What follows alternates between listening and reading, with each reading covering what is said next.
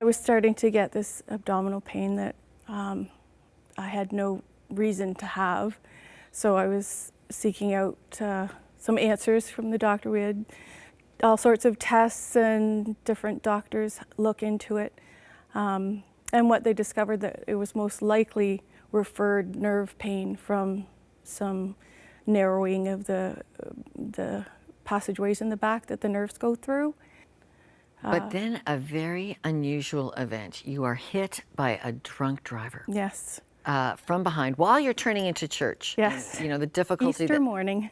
Easter morning. Okay, Yes. so the effects of that car accident on your body become what? Constant, relentless, unending pain of varying degrees. Sometimes it would get so intense, all I could do was just lie there. I would try heating pads. I was on very high doses of pain medication, nerve numbing medication, just to try and take the edge off. And then you begin your journey on opioids, Yes. which, you know, we talk so much about the horror of opioids in Canada, but many people actually need the opioids for Yes. pain management. You wouldn't have survived. Oh, yeah. It was definitely a necessary thing at the time. And back then we weren't quite as aware as we are now, how addictive it is.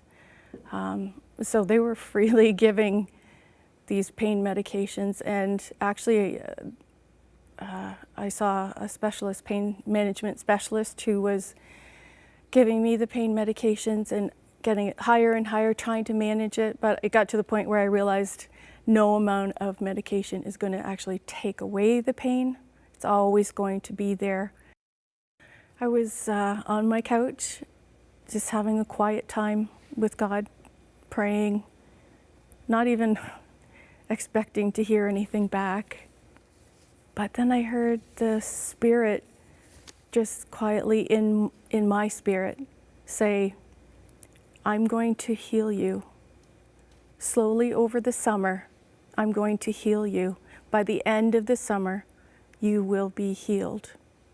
And I also heard him say, I want you to do your part. I want you to eat healthy, and I want you to exercise as much as you're able. He did as he said he would do over the summer. I was healed. I went to my doctor. I told him I have no more pain. I don't need to be on these medications anymore. And he agreed. He said slowly, one medication at a time. So we started the long journey.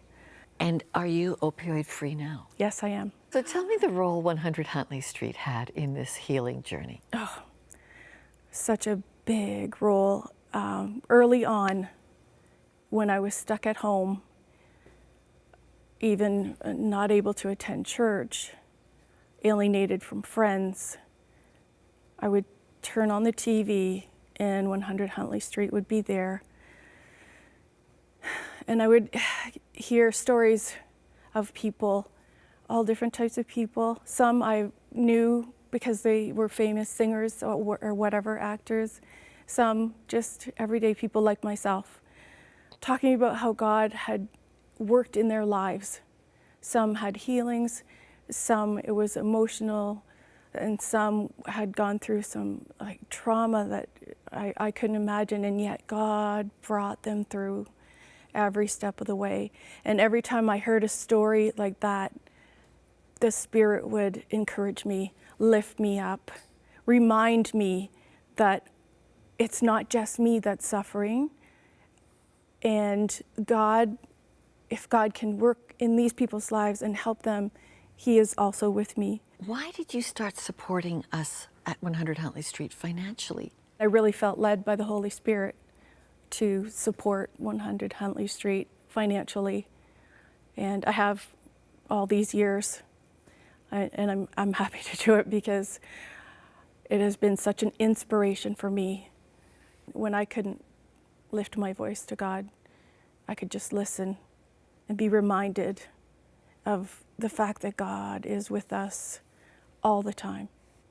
And God is, like the song says, a good, good Father. And there is hope. there's always hope. And that's the biggest thing that I got from 100 Huntley Street was hope for the future.